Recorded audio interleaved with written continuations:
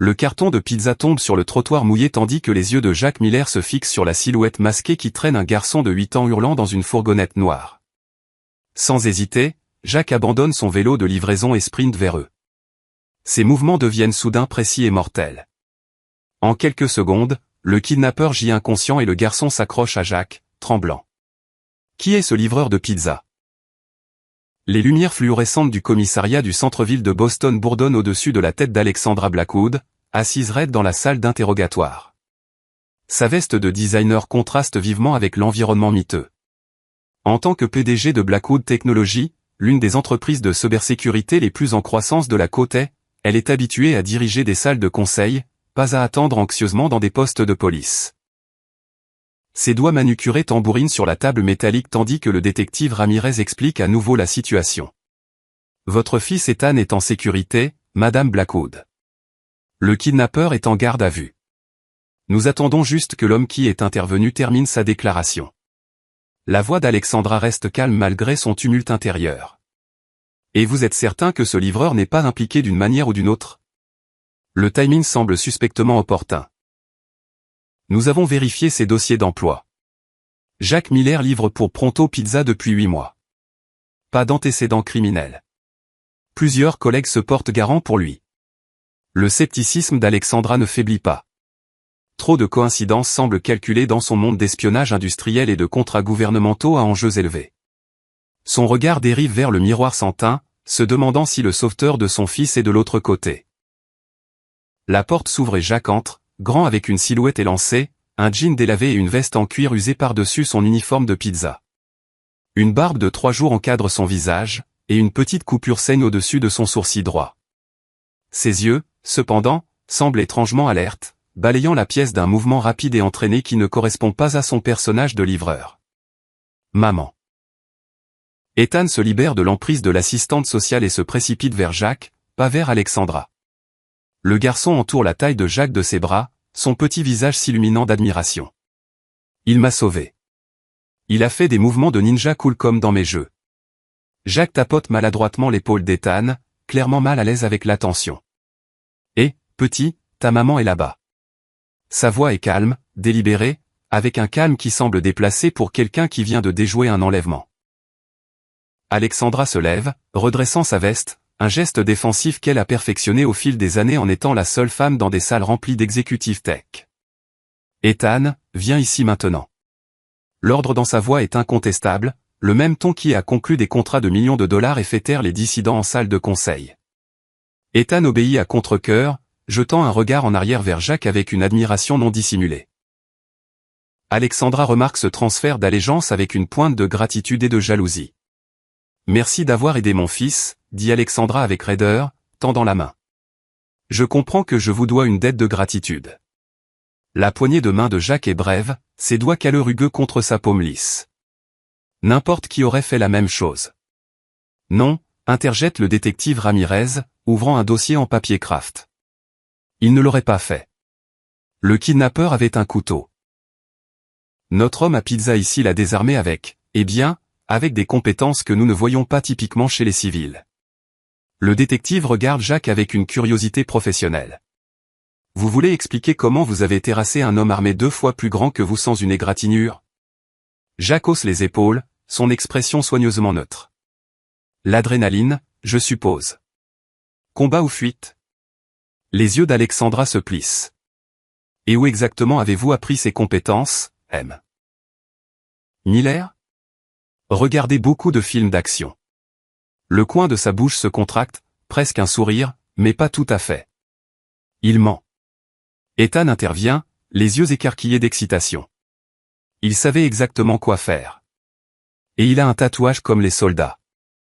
Je l'ai vu quand il combattait le méchant. Jacques tire subtilement sa manche vers le bas, couvrant son poignet.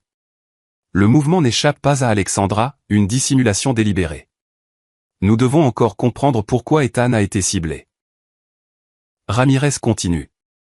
Mademoiselle Blackwood, quelqu'un qui pourrait vous en vouloir, à vous ou à votre entreprise.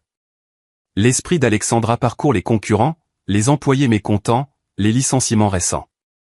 Nous lançons un contrat majeur de sécurité gouvernementale le mois prochain. Il y a plusieurs parties qui bénéficieraient d'un retard de ce lancement. Votre fils a mentionné quelque chose sur le kidnappeur demandant des codes d'accès. Ramirez note, son stylo planant au-dessus de son bloc-notes. Jacques, qui observait silencieusement, parle soudain. L'homme avait un accent ukrainien, subtil, mais présent, et sa montre. Vosto commandé, issue militaire russe. Il s'arrête, se taisant sous le regard suspicieux d'Alexandra. Et vous reconnaissez ça? Comment?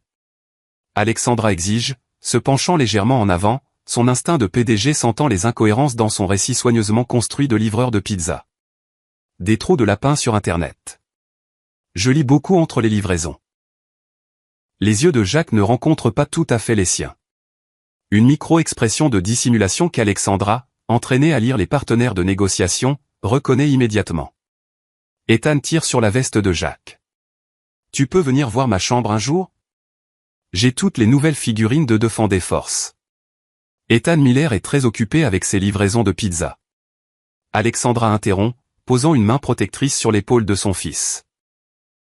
De plus, nous allons augmenter la sécurité à la maison. Pas de visiteurs pendant un moment. Mais, maman, pas de discussion. Alexandra se tourne vers Jacques avec un sourire forcé qui n'atteint pas ses yeux. Merci encore pour votre assistance. Mon assistant vous contactera concernant une récompense. Jacques secoue la tête. Pas nécessaire. J'insiste. Le ton d'Alexandra rend clair que la discussion est terminée. Maintenant, si vous voulez bien nous excuser, je dois ramener mon fils à la maison. Alors qu'il se tourne pour partir, Jacques appelle. Mademoiselle Blackwood, qui que ce soit qui a arrangé ça, ils essaieront à nouveau. L'homme que j'ai arrêté n'était qu'un homme de main. Alexandra s'arrête, son dos se raidissant. Et vous savez ça parce que... Jacques hésite, puis dit simplement, l'expérience. Leurs yeux se verrouillent. Une méfiance mutuelle mélangée à une reconnaissance inconfortable qu'ils ont besoin l'un de l'autre. Alexandra rompt le regard en premier, huchant Ethan vers la porte. Jacques, tu as oublié ton chapeau. Ethan appelle, attrapant la casquette Pronto Pizza d'une chaise. Alors que Jacques tend la main pour la prendre, sa manche remonte légèrement, révélant le bord d'un tatouage et une cicatrice irrégulière. Alexandra aperçoit le coup d'œil, ses instincts de journaliste fit s'éveillant. Cet homme n'est pas celui qu'il prétend être. Et pourtant, il a sauvé son fils. Alexandra travaille furieusement dans son bureau à domicile.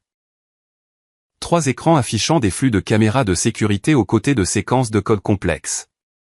La tentative d'enlèvement a accéléré le calendrier du contrat gouvernemental.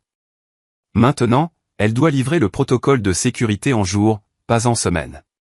Ses doigts volent sur le clavier, les yeux brûlants d'heures de concentration. Un coup doux interrompt sa concentration. Mademoiselle Blackwood, une livraison Pronto Pizza au portail, annonce son chef de sécurité, Roberts. Bien que nous n'ayons rien commandé. Alexandra se tend, les doigts gelants au milieu d'une frappe. Qui l'a commandé? Le livreur prétend qu'Ethan l'a passé en ligne. Utilisez votre compte? Elle soupire, pinçant l'arête de son nez. Et qui livre? Le même gars de l'autre jour, Miller. Ses yeux se dirigent vers le flux de sécurité montrant Jacques attendant au portail, boîte à pizza en main, son scooter de livraison garé derrière lui. Il se tient patiemment, sa posture détendue mais d'une certaine manière alerte, les yeux scannant constamment les environs. Laissez-le entrer, mais escortez-le directement à la cuisine et faites descendre Ethan ici. Quelques minutes plus tard, Ethan bondit dans la cuisine, le visage s'illuminant à la vue de Jacques. Tu es venu. Je savais que tu viendrais. Alexandra entre, les bras croisés. Ethan, nous avons discuté de commander des choses sans permission. Mais maman, Jacques est cool, et je voulais lui montrer ma chambre. L'excitation d'Ethan est palpable. Sa solitude dans leur vaste domaine rarement brisé par des visiteurs. Que sa mère approuve. Jacques pose la pizza. Désolé pour ça. Je peux laisser la pizza et partir. Une alarme assourdissante retentit soudain à travers la maison. Robert se précipite, la main sur son arme holsterée. Brèche au périmètre, Muret, crie-t-il par-dessus l'alarme. Alexandra attrape Ethan. La salle sécurisée maintenant. Le comportement de Jacques se transforme instantanément. Disparu le livreur de pizza décontracté, remplacé par quelque chose de plus dur. Concentré. Combien d'entrées dans la maison? 4 plus les portes de la terrasse. Roberts répond, enregistrant quelque chose de familier dans le ton autoritaire de Jack. Votre équipe de sécurité. 3 hommes répartis sur les terrains. Les yeux de Jack se dirigent vers la tablette de sécurité dans la main de Roberts. Il crée une diversion. Votre fils est la cible. Il se tourne vers Alexandra. Où est cette salle sécurisée?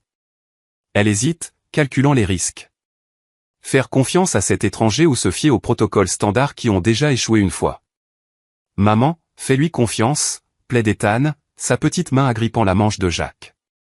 Une autre alarme retentit. Plus proche. Sous-sol. Porte renforcée derrière la cave à vin, décide-t-elle. L'instinct maternel l'emportant sur la prudence corporative. Allez-y maintenant. La voix de Jack ne laisse pas de place à l'argumentation. Il se tourne vers Roberts. J'ai besoin de votre arme de secours. À la surprise d'Alexandra, Roberts sort une seconde arme de sa cheville sans question, la tendant à Jack. Jack vérifie l'arme avec une efficacité entraînée. Allez. Je couvre. Alors qu'il se précipite vers les escaliers du sous-sol, 2 silhouettes masquées burst à travers les portes de la terrasse. Jack pousse Alexandra et Ethan en avant. Courez. Les moments suivants se fondent en un chaos contrôlé. Jack bouge avec une précision militaire, engageant les intrus pour gagner du temps. Son personnage de livreur de pizza disparaît complètement, remplacé par quelque chose de létal et efficace. Alexandra le voit terrasser un attaquant avec des mouvements qui parlent d'années d'entraînement spécialisé.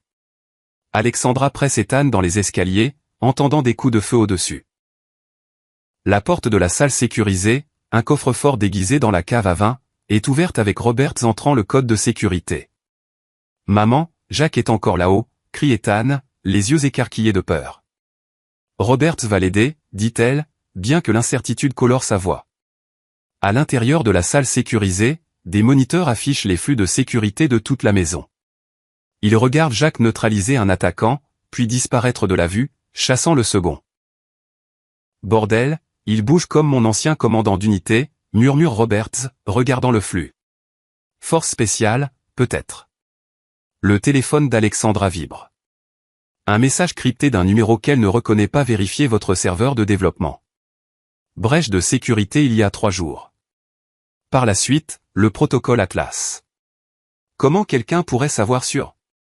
Elle commence, puis se fige alors qu'une 3e silhouette masquée apparaît sur le flux de sécurité du sous-sol, approchant la cave à vin. Il y en a un autre, murmure-t-elle, serrant Ethan contre sa poitrine, sentant son cœur battre contre le sien. Roberts tire son arme, se positionnant entre eux et la porte. La salle sécurisée est sûre, mais la connaissance que quelqu'un a pénétré si loin les bouleverse tous. Soudain, le flux du sous-sol montre Jack apparaissant derrière le 3e intrus. Une brève lutte violente s'ensuit avant que Jack prenne le dessus, rendant l'homme inconscient avec un étranglement précis qui parle d'entraînement professionnel. Et tandis que dans son insignifiance, cela pourrait aussi bien avoir semblé. Quelques minutes plus tard, les sirènes de police hurlent au loin. La voix de Jack vient à travers l'intercom. Zone sécurisée. 3 intrus neutralisés. Roberts ouvre la salle sécurisée, arme encore prête. Jack se tient dans la cave, respirant lourdement, une coupure sur sa joue saignant librement. Ses yeux, cependant, restent alertes, scannant pour d'autres menaces. Tu es blessé. Ethan se précipite en avant malgré la tentative d'Alexandra de le retenir. Jack grimace alors qu'Ethan l'étreint. Juste une égratignure, petit. Alexandra approche prudemment, étudiant cette énigme qui livre des pizzas mais combat comme un soldat professionnel. Qui êtes-vous vraiment? Jack rencontre son regard fermement. Quelqu'un qui était au bon endroit au bon moment. 2 fois, son sourcil s'arque sceptiquement. Avant que Jack puisse répondre, Roberts appelle d'en haut.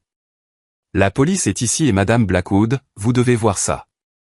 Dans la cuisine, un attaquant gît attaché avec des liens zip sur le sol. Roberts tient une carte d'identité. Il travaille pour Dere Cyber Security, votre principal concurrent pour le contrat gouvernemental. Alexandra pâlit. Thomas Dere ne risquerait pas l'espionnage industriel, encore moins l'enlèvement. L'argent rend les gens désespérés, commente Jacques, appliquant une pression sur sa joue saignante avec une serviette de cuisine. Ethan tire sur la veste de Jacques. Tu nous as sauvés encore. Es-tu comme un super-héros secret? Jacques s'agenouille au niveau d'Ethan. Pas de héros ici, petit. Juste des gens qui font ce qui est juste. Mais comment savais-tu combattre comme ça? Peux-tu m'apprendre? Jacques jette un coup d'œil à Alexandra, cherchant la permission avant de répondre. Quelque chose dans ce geste différé adoucit légèrement sa position.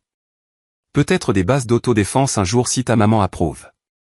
Alors que la police sécurise la scène et que les paramédics traitent les blessures de Jacques, Alexandra reçoit un autre message crypté. Menace interne.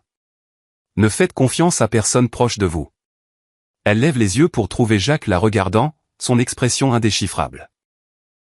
Quand leurs yeux se rencontrent, il jette un regard significatif à son téléphone, puis secoue subtilement la tête, un avertissement de ne pas révéler le message aux autres présents.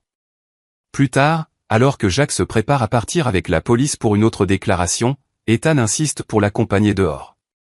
Tu reviendras, s'il te plaît? Jacques ébouriffe les cheveux du garçon. On verra, petit. Alexandra approche, ayant pris une décision. En fait, j'aimerais embaucher M. Miller temporairement pour une sécurité supplémentaire.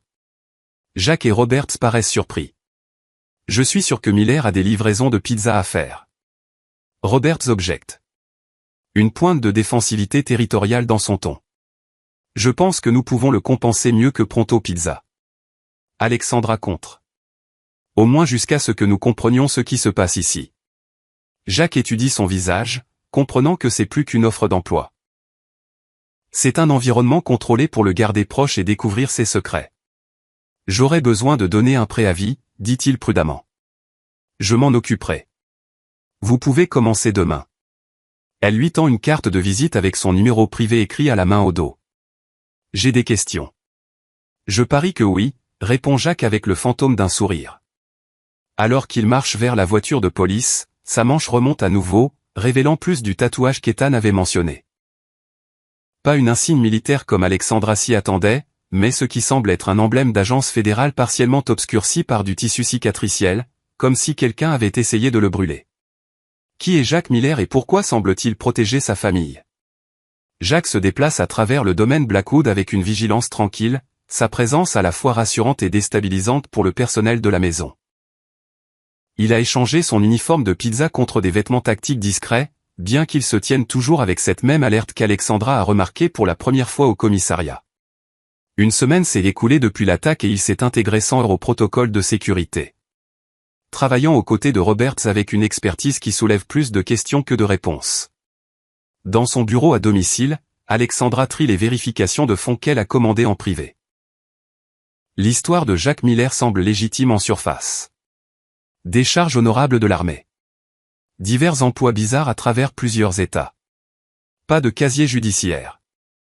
Pourtant, la chronologie a des lacunes conspicues, et ses dossiers de service militaire sont suspicieusement épars. Un coup interrompt sa recherche. Entrée, appelle-t-elle, minimisant rapidement l'écran. Jacques entre, maintenant une distance respectueuse. Périmètre sécurisé. J'ai identifié 3 points d'accès vulnérables et ajusté les protocoles de sécurité. Merci. Elle désigne une chaise. Asseyez-vous, s'il vous plaît. Il hésite avant d'obtempérer, sa posture restant alerte même assis. Le soleil de l'après-midi à travers la fenêtre met en lumière la coupure en guérison au-dessus de son sourcil. Alexandra l'étudie ouvertement. Vous n'êtes pas vraiment un livreur de pizza. Ce n'est pas une question, mais Jacques répond quand même. J'étais en train de livrer des pizzas quand j'ai arrêté l'enlèvement de votre fils. Cette partie est vraie. Mais avant ça, l'expression de Jacques ne révèle rien. Est-ce que ça importe? Vous m'avez embauché pour la protection, pas pour mon CV. Ça importe quand mon fils s'attache à vous. Alexandra se penche en avant. Ethan a perdu son père il y a 3 ans. Il est vulnérable au modèle masculin. Quelque chose scintille dans les yeux de Jacques. Reconnaissance, peut-être douleur. Je comprends votre préoccupation. Avez-vous des enfants, monsieur Miller? La question touche un nerf. Alexandra le voit dans le subtil resserrement autour de ses yeux, une micro-expression qu'elle s'est entraînée à reconnaître lors de négociations à enjeux élevés. J'en avais, dit-il enfin, une fille. Un mot simple pèse lourd entre eux. Alexandra attend, laissant le silence tirer plus de vérité, une technique qui lui a bien servi dans le monde corporatif. Emma, continue Jacques après une longue pause. Elle aurait eu 12 ans cette année. Ses doigts tracent distraitement un motif sur son poignet où le tatouage partiel reste caché sous sa manche. Je suis désolé, dit Alexandra doucement. Que s'est-il passé? La mâchoire de Jacques se serre. Dommages collatéraux. Mauvais endroit, mauvais moment. Alexandra reconnaît la terminologie, euphémisme militaire ou de police pour les victimes civiles. Et sa mère, Caroline, n'a pas pu gérer les conséquences. Nous avons divorcé il y a 6 ans. Jacques se lève abruptement. S'il n'y a rien d'autre, il y a. Alexandra ouvre un tiroir et sort un dossier. Ça est arrivé anonymement hier. Elle glisse une photographie sur le bureau. Jacques se fige, fixant l'image, lui-même en costume sombre à côté d'un homme qu'Alexandra reconnaît comme l'assistant directeur du FBI Marshall, daté d'il y a 3 ans. Vous étiez dans l'application de la loi fédérale, déclare-t-elle. Jacques reste silencieux, son immobilité confirmant son soupçon. Pourquoi le cacher? Pourquoi livrer des pizzas quand vous avez clairement des compétences précieuses? Son rire manque d'humour. Peut-être que j'en ai marre que les gens se blessent autour de moi. Alexandra insiste. Les messages que j'ai reçus pendant l'attaque, ils venaient de vous, n'est-ce pas? Comment saviez-vous pour la brèche de sécurité? Jacques s'assoit à nouveau, résignation dans sa posture. Je n'étais pas en train de livrer des pizzas au hasard dans votre quartier ce jour-là. J'avais surveillé des menaces potentielles contre plusieurs exécutifs tech de haut niveau. Pourquoi? Parce que quelqu'un cible les personnes connectées au développement du protocole Atlas. Alexandra se raidit. Le protocole Atlas, le système de cybersécurité révolutionnaire de son entreprise, était une information classifiée connue seulement de son équipe et de certains officiels gouvernementaux. Vous travaillez encore pour le gouvernement, réalise-t-elle. Jacques secoue la tête. Pas officiellement. J'ai quitté le bureau après. Il ne termine pas, mais sa main se déplace inconsciemment vers son poignet cicatrisé. Alexandra complète doucement. Leur conversation est interrompue par Ethan Burstan dans le bureau, serrant un modèle d'avion. Jacques, regarde ce que j'ai fait. Le garçon s'arrête, sentant la tension. Est-ce que j'interromps? Alexandra adoucit son expression. C'est bon, chérie. Nous finissions juste. Ethan approche Jacques avec eagerness. Peux-tu m'aider à le faire voler mieux? Les ailes le font toujours s'écraser. Jacques examine le modèle avec une gravité exagérée. Définitivement réparable, mais ça requerra des outils spéciaux. Tu as du scotch et des ciseaux dans ta chambre? Oui. Viens. Ethan attrape la main de Jacques, le tirant vers la porte. Jacques jette un regard en arrière à Alexandra, cherchant la permission. Elle hoche légèrement la tête. Le dîner est à 19h. Vous êtes le bienvenu pour nous rejoindre, monsieur Miller. Jacques, la corrige-t-il. Si j'aide avec les modèles d'avion, je pense qu'on peut laisser tomber la formalité. Quelque chose change entre eux. Pas tout à fait la confiance, mais une compréhension tentative. Plus tard ce soir-là, Alexandra s'arrête devant la chambre d'Ethan, entendant un rire masculin, un son manquant de leur maison depuis la mort de son mari David. Elle jette un œil à travers la porte partiellement ouverte. Jacques est assis en tailleur sur le sol à côté d'Ethan, leur tête penchée sur des modèles d'avion. Il démontre un ajustement prudent à l'aile, ses mains capables de désarmer des attaquants maintenant douces alors qu'elle guide les doigts plus petits d'Ethan. Mon papa m'apprenait avant qu'il meure, dit Ethan calmement. Il travaillait avec des avions. Jacques hoche la tête. Il serait fier de voir à quel point tu apprends bien. Tu apprenais des trucs comme ça à ta fille? Alexandra retient son souffle, voyant l'expression de Jacques passer par la douleur, le souvenir, et quelque chose comme la résolution. Ouais, répond-il enfin. Emma adorait construire des choses. Elle voulait être ingénieure. Que lui est-il arrivé? Demande Ethan avec la directivité d'un enfant. La réponse de Jacques est mesurée, honnête sans accabler Ethan de détails. Il y a eu un accident. Des mauvais gens étaient après moi à cause de mon boulot et elle a été blessée. C'est pour ça que tu as quitté d'être un agent du FBI? Alexandra regarde la surprise de Jacques à la perception d'Ethan.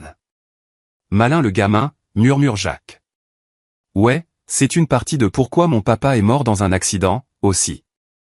Maman dit que ce n'était la faute de personne, mais parfois je pense que c'était la mienne pour lui avoir demandé de rentrer tôt ce jour-là. Jacques tourne doucement Ethan pour lui faire face. Écoute-moi.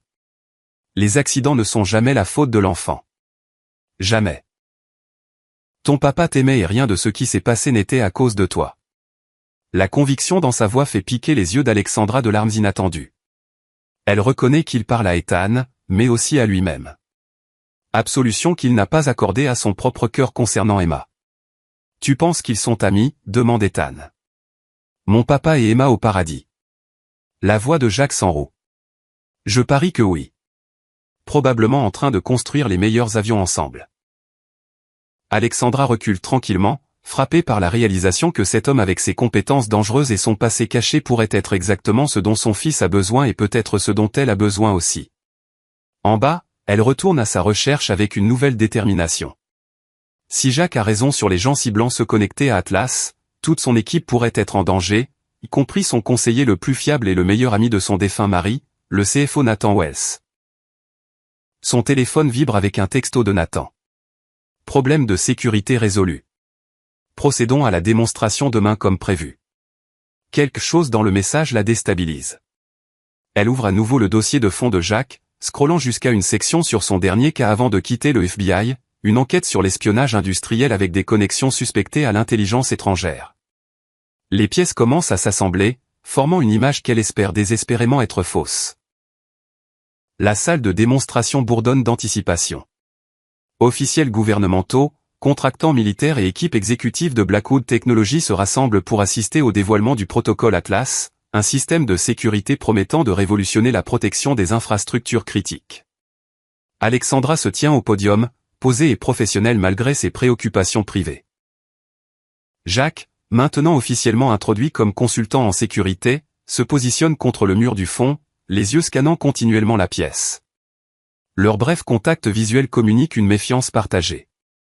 Ni l'un ni l'autre ne font pleinement confiance à la situation. Atlas représente 5 ans de développement. Alexandra commence. Aujourd'hui, nous démontrons non seulement la théorie, mais l'application fonctionnelle. De son coin, Jacques remarque Nathan Wells regardant Alexandra avec une intensité inhabituelle. Le regard du CFO dérive occasionnellement vers sa montre, un tic nerveux qui déclenche les instincts de Jacques. Nathan avait été le meilleur ami de David Blackwood, le parrain d'Ethan, et le bras droit d'Alexandra depuis la mort de son mari. Sa loyauté n'avait jamais été remise en question jusqu'à maintenant. Alexandra continue sa présentation, naviguant à travers des explications techniques complexes avec une facilité entraînée. L'innovation centrale réside dans l'algorithme d'apprentissage adaptatif d'Atlas. Les lumières scintillent soudain. L'écran de présentation derrière Alexandra glitch momentanément. Nathan Wells avance sans heurts. Problème technique mineur. Veuillez continuer, Alexandra. Jacques se déplace décontracté vers l'entrée de la salle de contrôle, établissant un contact visuel avec Alexandra. Elle hoche à peine la tête, comprenant sa préoccupation tout en maintenant sa présentation. Comme je le disais, l'algorithme adaptatif crée un bouclier impénétrable contre les menaces connues et émergentes. Dans la salle de contrôle, Jacques trouve un technicien tapant rapidement des commandes. Vérification système, demande Jacques innocemment. Le jeune homme sursaute. Juste en train de fixer un glitch avant que Mademoiselle Blackwood atteigne la phase de démonstration. Jacques remarque un petit appareil connecté au port USB du système. Qu'est-ce que c'est? Monsieur Wells m'a fait l'installer. Dit que ça aiderait avec les graphiques de présentation. La main de Jacques se déplace vers son arme dissimulée. Éloignez-vous de la console maintenant. De retour dans la salle de présentation, Alexandra atteint le moment crucial. Laissez-moi démontrer comment Atlas répond à une attaque simulée. Nathan avance à nouveau. Peut-être que je devrais gérer cette partie, Alexandra. Les éléments techniques sont assez complexes. Les instincts d'Alexandra s'éveillent à son insistance inhabituelle. Je m'en occupe, Nathan, mais merci.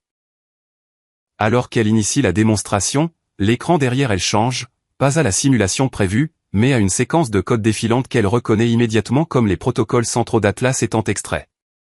Qu'est-ce que... Elle commence. Les alarmes d'urgence s'activent. Les portes de sécurité scellent automatiquement la pièce. Nathan Wells sort un pistolet de l'intérieur de sa veste. Personne ne bouge. Ça sera fini dans 3 minutes. Des halètements et des murmures choqués ondulent à travers l'audience. Les officiels gouvernementaux tendent la main vers des armes seulement pour trouver les protocoles de sécurité de la pièce les ayant désactivés. Nathan, qu'est-ce que tu fais? Exige Alexandra, choc et trahison évident dans sa voix. Sécuriser mon avenir, répond-il froidement. 5 ans à te regarder prendre le crédit pour le travail de David. 5 ans à être le loyal numéro 2. Pensais-tu que je te laisserais vendre son héritage au gouvernement pour des cacahuètes quand d'autres paieraient des millions? La réalisation s'abat sur Alexandra. La tentative d'enlèvement. L'attaque à la maison. C'était toi. Le sourire de Nathan manque de chaleur. Escalade regrettable. Si tu avais juste donné les codes d'accès quand demandé, Ethan n'aurait jamais été impliqué. David serait dégoûté par ce que tu es devenu. Alexandra crache, la colère remplaçant son choc. David était faible, trop principiel pour son propre bien. Nathan vérifie à nouveau sa montre. L'extraction est presque complète. Puis nous ferons tous un petit voyage pendant que les fonds se transfèrent. Les lumières s'éteignent complètement, plongeant la pièce dans l'obscurité. L'éclairage d'urgence s'active secondes plus tard, jetant tout dans une lueur rouge inquiétante. Jack émerge de la salle de contrôle, se déplaçant silencieusement à travers la confusion. Nathan, distrait par la panne inattendue, ne remarque pas l'approche de Jack jusqu'à ce qu'il soit trop tard. Une brève lutte violente s'ensuit. Le fond militaire de Nathan en fait un adversaire redoutable, mais l'entraînement spécialisé de Jack se révèle supérieur. Il s'écrase dans la table de démonstration, envoyant l'équipement voler. Tu es trop tard, halète Nathan alors que Jack le plaque au sol. Le protocole est déjà transmis. Mes acheteurs l'ont. Jack sourit sombrement. Tu veux dire ça? Il tient l'appareil USB de la salle de contrôle. Ton technicien a été très coopératif après que j'ai expliqué les charges fédérales pour trahison. Le visage de Nathan se contorsionne de rage. Il se jette désespérément, parvenant à briser la prise de Jack. Il attrape Alexandra, pressant son pistolet contre sa tempe. Nouveau plan. Elle vient avec moi comme assurance. Nathan, pense à ce que tu fais, dit Alexandra calmement, malgré l'arme à sa tempe. David te faisait confiance. Il t'a fait parrain d'Ethan. Et j'ai protégé Ethan. Je ne l'aurais jamais laissé être blessé. Comme tu as protégé Emma Miller. La question calme de Jack fige Nathan. La reconnaissance s'allume dans les yeux de Nathan. Miller. Tu es John Miller, l'agent du FBI de l'enquête Bristol. Celui dont la famille était dommage collatéral quand tes partenaires étrangers ont essayé de me faire taire, confirme Jack, sa voix mortellement calme. Sauf qu'ils ont eu ma fille à la place. Les yeux d'Alexandra s'écarquillent de compréhension. Les lacunes dans l'histoire de Jack, sa présence dans sa vie, pas une coïncidence, mais une poursuite calculée. Tu me traques depuis 3 ans. Nathan réalise depuis que les preuves ont disparu et que tu as marché libre depuis que le bureau a enterré l'affaire et m'a offert un généreux paquet de retraite pour partir tranquillement. Jack fait un pas plus près. J'ai suivi chaque piste, chaque connexion. Quand Atlas a refait surface, je savais que tu ferais ton mouvement. Nathan, son emprise sur Alexandra se resserre. Alors quoi maintenant, agent Miller? La vengeance ne ramènera pas ta fille. Ce n'est pas à propos de vengeance, répond Jack. C'est à propos de justice. Dans la distraction momentanée, Alexandra enfonce son coude durement dans le plexus solaire de Nathan, un mouvement d'autodéfense que Jack lui avait enseigné pendant la semaine passée. Nathan se plie en deux, son emprise se relâchant juste assez pour qu'elle se libère. Jack bouge instantanément, désarmant Nathan avec une efficacité brutale. Les forces de sécurité burstent à travers les portes, menées par Roberts. Nathan, ensanglanté mais défiant, est menotté et emmené, criant des accusations et des menaces. Dans l'après-coup, Alexandra trouve Jack debout seul, fixant l'appareil USB dans sa main. « Tu nous as utilisés comme appât, dit-elle, colère et compréhension luttant dans sa voix. J'ai utilisé l'obsession de Nathan pour Atlas. Jacques la corrige, mais je n'ai jamais attendu qu'il cible Ethan. Quand ça s'est passé, il s'arrête. La mission a changé. En quoi? Jacques rencontre ses yeux directement. Protection. Quelque chose que j'ai raté une fois avant. La colère d'Alexandra s'adoucit. La mort d'Emma n'était pas ta faute. Dis ça à Caroline. À mes beaux-parents, à tous ceux qui m'ont dit que je mettais le boulot avant ma famille. Sa voix est crue de vieille douleur. C'est pour ça que tu as sauvé Ethan? Une sorte de rédemption? Jacques secoue la tête. Je l'ai sauvé. Parce qu'il est un gamin innocent, juste comme j'aurais sauvé n'importe quel enfant. Il lui tend la clé USB. Ton protocole est en sécurité. Ma part dans ça est finie. Alexandra réalise qu'il dit au revoir. Que vas-tu faire maintenant? Ce que j'ai fait. Livrer des pizzas. Vivre tranquillement. Le fantôme d'un sourire touche ses lèvres. Peut-être trouver un nouveau but éventuellement. Ethan te manquera, dit-elle calmement. Il t'attoie. C'est ce qui compte. Jacques se tourne pour partir. Le poids de la vengeance accomplie ne apportant pas la paix qu'il avait attendue. Jacques. Alexandra appelle après lui. Emma serait fière de qui est son père aujourd'hui. Il s'arrête, ses mots frappant plus profondément qu'elle ne pouvait savoir, avant de continuer vers la sortie. Ethan s'assoit sur les marches de devant, menton reposant sur ses mains, regardant l'allée avec un espoir têtu. Depuis la disparition de Jacques après l'arrestation de Nathan il y a 3 semaines, le garçon a maintenu cette vigile chaque fois qu'il n'est pas à l'école. Alexandra regarde de la fenêtre, le cœur douloureux pour son fils. Elle a expliqué autant qu'elle peut. Que le travail de Jacques était fini, qu'il a aidé à mettre les mauvais gens derrière les barreaux, que parfois les héros doivent avancer. Mais les explications ne comblent pas le vide de la connexion. Son téléphone sonne. L'équipe du FBI enquêtant sur les connexions internationales de Nathan. Mademoiselle Blackwood, nous avons confirmé que votre CFO travaillait avec une opération d'intelligence étrangère, le même groupe connecté à l'affaire Bristol il y a 3 ans. Miller a-t-il donné sa déclaration?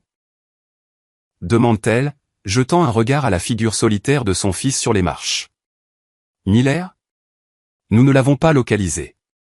Après qu'il a livré les preuves contre Wells, il a disparu à nouveau. Alexandra n'est pas surprise. Jacques avait évité les autorités pendant 3 ans en chassant Nathan. Il ne commencerait pas à coopérer maintenant. Après avoir terminé l'appel, elle rejoint Ethan sur les marches, enveloppant son cardigan en cachemire plus serré contre le froid automnal. Il ne reviendra pas, hein, demande Ethan sans lever les yeux. Alexandra passe un bras autour des épaules de son fils. Je ne sais pas, chérie. Même pas dit au revoir. Parfois l'au revoir est trop dur à dire. Elle pense au visage de Jacques quand il parlait d'Emma. Le chagrin brut encore évident 3 ans plus tard, surtout quand tu tiens à quelqu'un. Ethan s'appuie contre elle. Tu penses qu'il livre des pizzas ailleurs? Alexandra sourit tristement. Peut-être. Ou peut-être qu'il figure ce qu'il veut faire ensuite. Comme quoi? Quelque chose qui aide les gens. J'imagine que ça semble important pour lui. Il s'assoit en silence complice jusqu'à ce que Robert s'approche de la maison. Mademoiselle Blackwood, il y a quelqu'un au portail. Dit qu'il a une livraison, mais ce n'est pas au planning.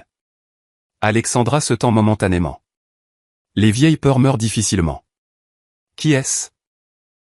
L'expression de Roberts reste professionnelle, mais il y a une pointe de quelque chose comme de l'approbation dans ses yeux. Un monsieur Miller dit qu'il a quelque chose qui appartient à Ethan. Ethan saute, presque tombant des marches restantes dans son excitation. Jacques est ici. Laissez-le entrer. Alexandra hoche la tête à Roberts. C'est bon. Quelques minutes plus tard, la figure familière de Jacques apparaît, marchant dans l'allée plutôt que conduisant. Il porte un jean et une chemise boutonnée simple au lieu de son uniforme de pizza ou de son équipement tactique. Il porte une petite boîte sous un bras. Ethan court dans les marches, heurtant Jacques dans une étreinte enthousiaste qui le fait presque perdre l'équilibre. Tu es revenu. Maman a dit que tu pourrais pas, mais je savais que tu le ferais.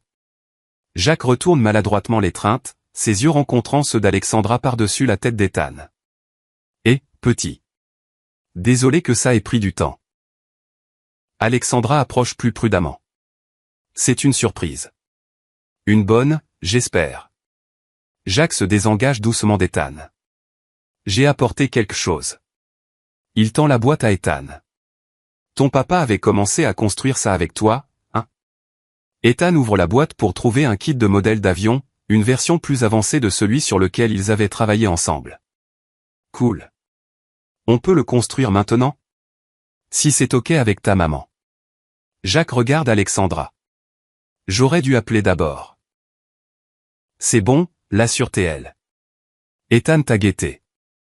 Pendant qu'Ethan examine les instructions du modèle, Alexandra et Jacques s'écartent pour un moment de privacy. Le FBI te cherche encore, dit-elle calmement. Ils continueront à chercher, mais John Miller est mort avec Emma. Son expression est résolue. Jacques Miller est juste un gars à pizza qui était au bon endroit au bon moment. Et maintenant? Jacques jette un regard à Ethan, puis à elle. Maintenant je figure qui je veux être ensuite. Alexandra l'étudie. La tension qui le caractérisait avant semble diminuer, comme si la vengeance accomplie avait allégé un fardeau. Des idées? Quelques-unes. Il hésite. On m'a offert une position dans une firme de sécurité privée. Travail de consulting principalement. Rien sur le terrain. Ça sonne plus adapté que livrer des pizzas. Un sourire genuin touche ses lèvres. Les pourboires n'étaient pas géniaux. Ils partagent un moment de rire inattendu, brisant les dernières barrières de formalité entre eux. Tu resteras à Boston, demande-t-elle. La question portant plus de poids que ces mots simples suggèrent. Ça dépend. Match found. You guys just sound like you guys aren't having a great time in Valorant. Oh my god, and we got Breeze on our first map. Is this cooked or what? This should be fun. Guys, I'm so bad at Breeze. Like, every time I played Breeze, I have gone like triple negative. And I just am clueless the entire time. I'm enjoying Valo. I've gotten over my fear of queuing. Yes, at least you've gotten over your fear of queuing. You shouldn't be afraid to queue to play a video game, you know what I mean? Hello, Parker. Hey, where'd your badge go? I actually like it. The green with the green name. It's so cute. What can You I actually play? play Harbor, you just hovering that shit, bro. What'd you say? Do you actually play Harbor, you just hovering that shit? Should I play double I smoke? actually play Harbor. Why do you want smoke? Oh, I'll just play Elman with your Harbor if Happy Camper plays Sova. can I play? Or if you want to play Do you want Smokes Harbor? and I'll play Sova. No. Yeah. Just play. Oh, Yeah, that's fine. I'll play. I can. Okay. You can play Harbor. You can play Harbor. No, I like Harbor. Oh, yeah. Yeah, we'll just run this. I was just gonna do double smokes with you because you play Harbor and I didn't know any other agent to play. But I think the double smokes is fine. Okay, to be fair, I haven't played Astro. I've never played Astro on Breeze. It'll be. We'll see how this goes. I don't like playing Viper on Breeze anymore. Viper on Breeze, to me, I think is so ass. Like the decay is not worth. You lost it. R.I.P. Partnered Barker. When does anyone have fun in Val? When we're winning, right? Hey, what's up, boy? You and me. Right? Let's show them how the scholars get it done. Hell Nope. yeah. As long Yeah. as there's no testing.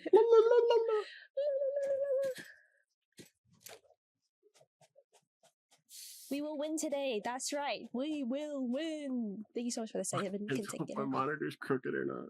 Yeah, I can't tell either. I'm like, I feel wonky. Checking the situation. Can you hold my elbow? Do you think you can cuss right here for Jet? Heading to the above. Harbor or I got it. Astra? Don't peek you. I'm gonna drone. Right here. Right here. Deploying drone. All I right. think Demi super 80. Concussing it. Blocking sight. Starting backside. Yeah, for 80. Revealing Could be in the smoke right here.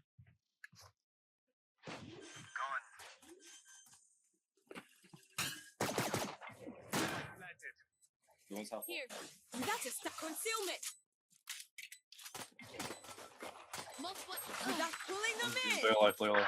Oh, in the smoke. Two in the smoke. Two on side already. They're already posted. Oh, just scared. Tapping. One bomb. Peek bomb. Wait, one's a cubby. Last player standing. My bad. Well, I guess don't I know. didn't know Sev was going mid, Okay. and I had you a know the trip drill. for elbow. Stick to your Yeah, I roles don't know. and Two crush. guys just rushed me this way. Yeah. I didn't know what to do because I was trying to rush, but I guess I should have cleared that first. I don't know. You probably could have just jumped on this box. Oh. Just scare the guy. Like maybe Yeah. just jump on it and jump off. Yeah. Oh, okay. What a weird postman. It was weird. I felt like we would have won that. We took side. Oh. It's okay. Our Sova shouldn't have left. We All only good. needed our chamber to wrap. I mean, maybe our jet shouldn't have peaked either. No, that doesn't Scanning matter ahead. though. Don't place. Blocking fire. Oh, here's one. Spike Can we just planted. play back? We Here, just give. elbow. I don't have trips this round. Yep. They're rotating through tunnel. One McDonald's. One's outside already. Scared the flank. If you can watch the flank, Sova. I have orb again in Spotted 5. B. I'm staying alive for orb. Yeah, he's on. Or on it. He's on. Okay. I don't know. I was the only one I shooting at don't it. know. I was throwing my orb. I told you you're okay. I don't You're know. I okay, killed this over. fam. I mean, They I double did, but close like, smoke it. I just can't see it.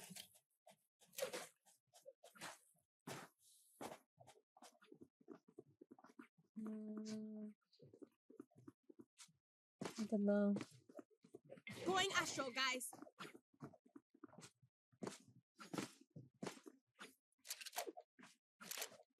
I think we need to get more picks before we plant, though. It's like a 5-man retake.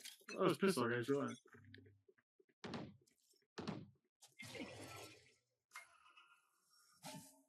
Blasting them. I'm throwing a wall up. One half wall.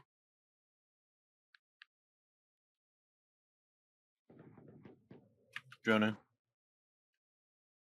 They're gonna play retake again. One man. Right there. What the fuck is that? Yeah, 2 flank. Okay, I just went. That's my bad. One round. I don't watch it. Last player standing. Not ready yet. Yo, can you start playing for your life, Astra, so you can just have pull? I mean, it was one round. I flanked. No. I don't know. I think we need space. Flawless. I'm the only one that pushed back side. I don't like. I also don't think the pool is our win con. Yeah. I don't think Waste so. that Reina, guys. Before she beast I flanked, or I lurked one time. I whiffed, but then the rest of those, I'm like fighting for side because none of us are like fighting. Nothing is Silva's fault though. To him, so.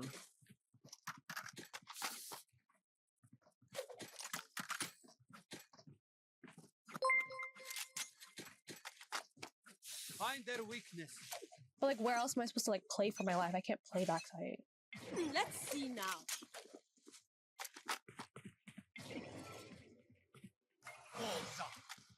Knocking them.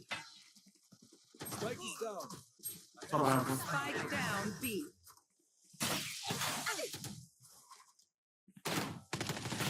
There's Vandals down main. Blocking vision. I didn't hear you. He's not a rental. I have the spike. Sure. One Sure, enemy sure. remaining. My I'm ult's done. ready. My Silva has full This kit. way. Spike planted. Oh shit. Oh. We don't talk about it. Hold up. Hold up. My ult's ready. And the You're enemy is Why are they That's so my fault. loud? Chamber wasn't looking at him, and he whiffed every single bullet. Oh, like also, why is my Soma What's droning? I was like fighting for my life. Hi, Pat. How drop. are you? Good morning. Does anyone have fun? Thank you so much for the tier 1 for 4 months. Thank you, extra. Right here. Yeah, 5 alive, maybe It's winning with now 1. That's or what I'm never. saying. Hey, But also, Darkbacker. like, Yeah. I feel like the lurk was good if I didn't do, whiff, like, you know what I on the mean? Flight. Like, it was fine. Walls up. Enemy tag. They're playing this side. I think I'm gonna dart left. Oh, he's on backside. He's right here.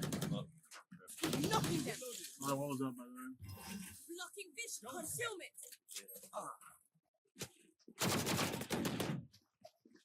Why you just dart right at the door? Box. There's something in. Here. Yellow. He's ulted yellow. No, he's not. Nobody got hit. Nobody got Oh, hit. okay. He's bridge. Bridge. Pulling them in. Mid and bridge. I think. One enemy remaining. Too easy. Bridge. He just dropped. Nice. Good job. My ult has a sound cue, so that's why I said he does didn't it? get hit. Yeah, you'll hear like waves clashing if they hit Splash! somebody. Okay. Whoosh! Splash! That's what you hear. Splash! Thank you, Papa. Can we do like a mid split? Like, or can we just put 2 on elbow and then 3 bottom mid, and you just orb mid and I'll dart top mid? Wait, what? Like, look No. in. You want me to orb this? You want to switch to B? Yeah. Is that what you want? Or Up just I go. we can pull back. The 2 on elbow can pull back and go Wait, mid, and we'll swing, take 2 mid. swing this guy initially. Someone's I'm gotta go gonna blind elbow him. though.